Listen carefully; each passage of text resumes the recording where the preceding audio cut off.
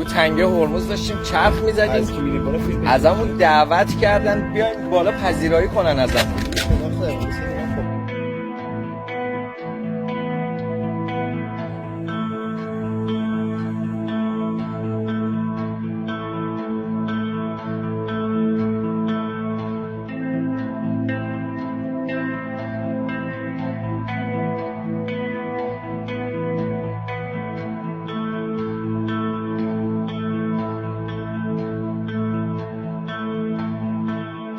ازمون درخواست کردن، دعوت کردن که بیایم رو عرشه کشتی و اینجا حالا ما ازشون مصاحبه ها رو بگیریم و ازمون پذیرایی بکنن.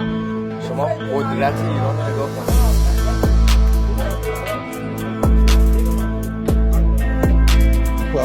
Yeah, wait. We are under the government. Your Iranian government. Iranian government. Yeah. Okay.